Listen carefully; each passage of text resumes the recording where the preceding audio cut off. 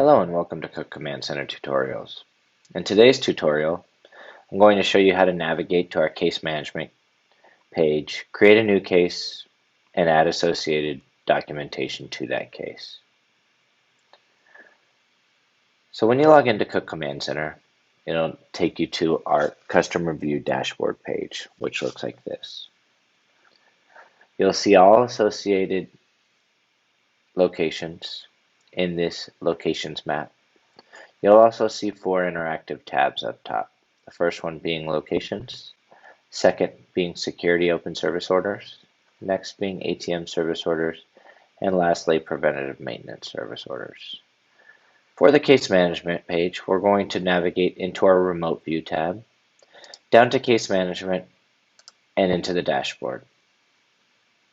This dashboard is going to show you all open cases that your organization has, how much associated data or storage it has as well. To create a new case, you're going to come into the cases. You can either add a case up here. It's going to take you to this page. You'll create a case, title, select a location, date of occurrence, case start, closure date, description. You'll have the type, so if it's an alarm or a camera or fraud or identity theft, you'll put it there. You'll put a status, you'll put priority, and then you'll select an owner. So you'll come over here and select an associated owner. Click create, it's going to create a case. So when you have a case that's created already, as you can see below, I have 3 cases that are here. You can edit it, you can see notes, you can see all the attachments, you can share it with an external user if need be, you can delete it if need be. I'm going to go in and edit it. So as you can see, up at the top, there's many different tabs.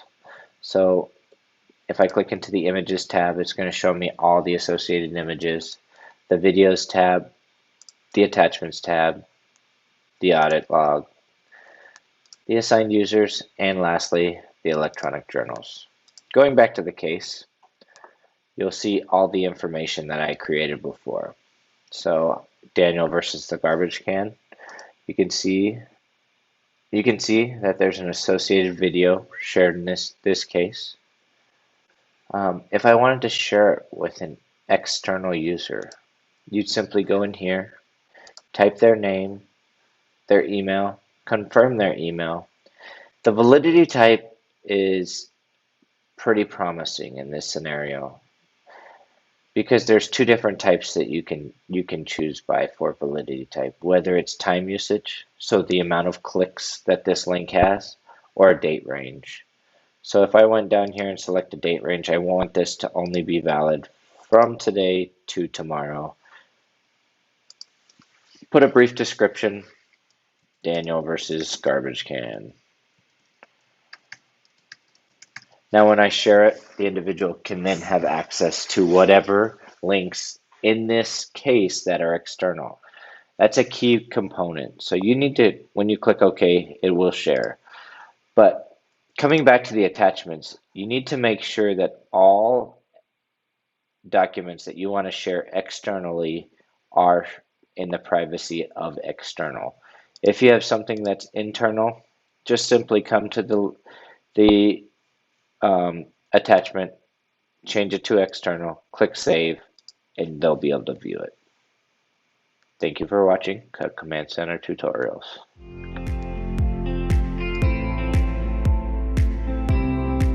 If you would like to watch more how-to videos around Cook Command Center, please click here for our tutorial channel.